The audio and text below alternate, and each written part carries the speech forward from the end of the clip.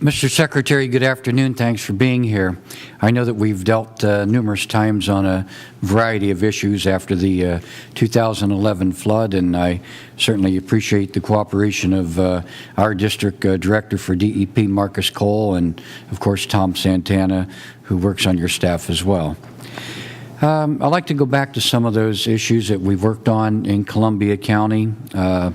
Just a couple unfinished answers to questions that I have.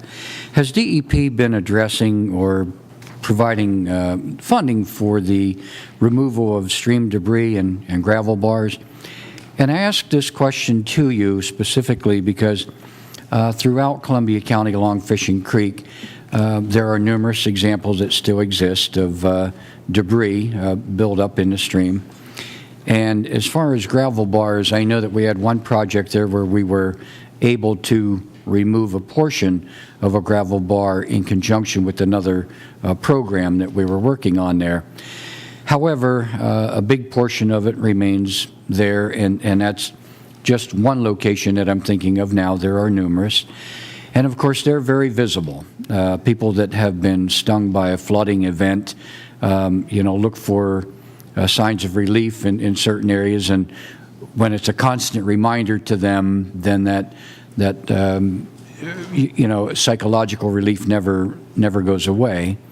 And of course, we have the evidence in our community of a number of homes that were destroyed by flooding that had to be demolished and removed.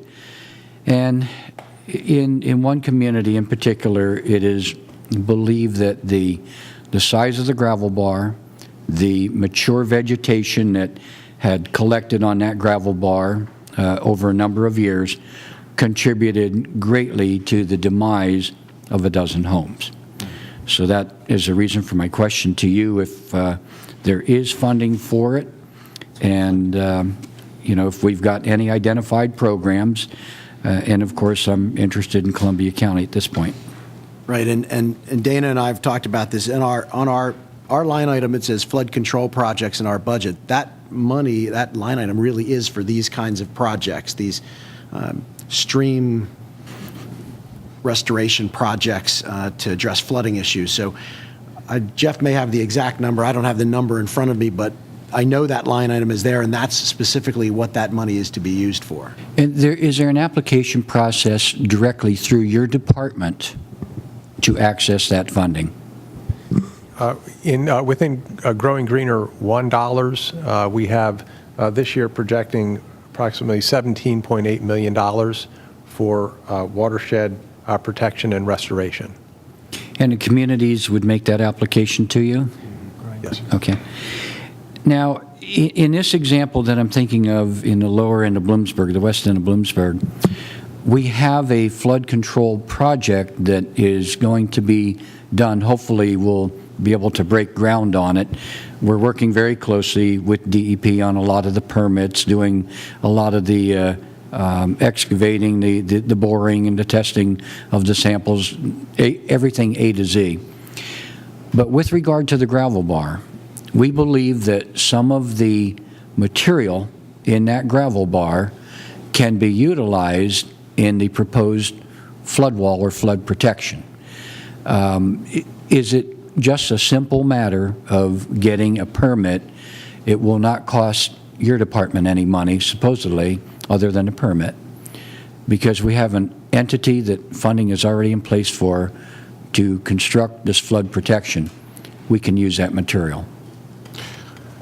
If you're asking me if you can use it, we can certainly check with our folks in the Northeast region, or in this case, North Central region, and get an answer back for you. Okay. Nothing. I'm not seeing a reason. I can't think of a reason off the top of my head why that would be a problem. But I don't want to give you an answer without making sure that it's right. And in all fairness to you, the reason that I ask that is that there may be more projects that are duplicated across the state that are in close proximity to problematic areas where we can, do some good with two projects at one time.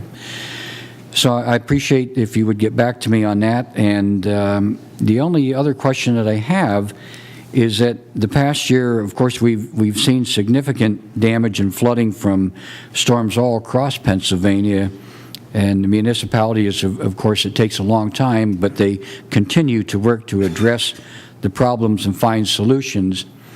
How closely does your department, your agency, work with the federal government, the state government agencies, the Fish Commission?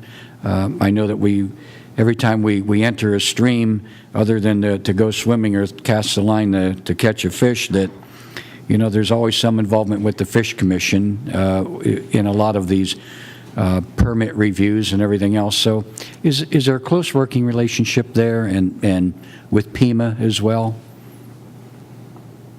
I think we have a fairly close working relationship with our sister agencies. And as it relates to stream debris removal, especially after storms and things that I know affect everyone's districts, one of the things we've begun doing, it became evident to me speaking to a number of township supervisors, that there is this perception that it's very difficult to obtain a permit to clean the debris out of the stream after a flood. And we know that if it doesn't get done, the situation only exacerbates the next time there's a storm event. We've embarked on our own sort of education mission with our local government liaisons, and so that they're actually going out to the municipalities and explaining to the municipalities, whether it's the township manager or the public works director, how to apply for and receive an emergency permit from DEP, which they can get almost immediately. The turnaround time is, I think, sometimes it's less than 24 hours. Yeah.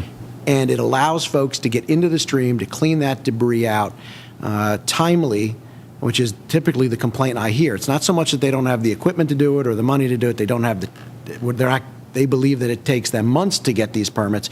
It does not take months to get an emergency permit. And where necessary, I've instructed our folks in the regions that they should, if they need an extension of an emergency permit, that we should be issuing that, because we are sensitive to that concern.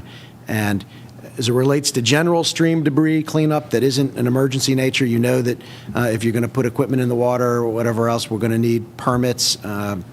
And there are a lot of important reasons for that, but we certainly work with the applicant to make sure that we make the process as painless as possible and as swift as possible. Well, and the reason for my question there, of course, is that we've enjoyed a good working relationship with your department, but I cannot say that I or our municipalities have had that same level of success with the Army Corps.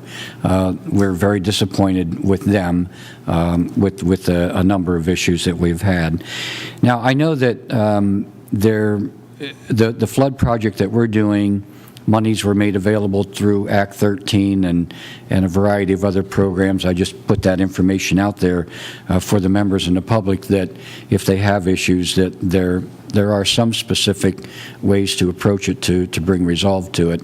And of course, one of those steps in that process is working with your agency. So, yes. Thank you. Thank you, Mr. Secretary. Thank you, Mr. Chairman.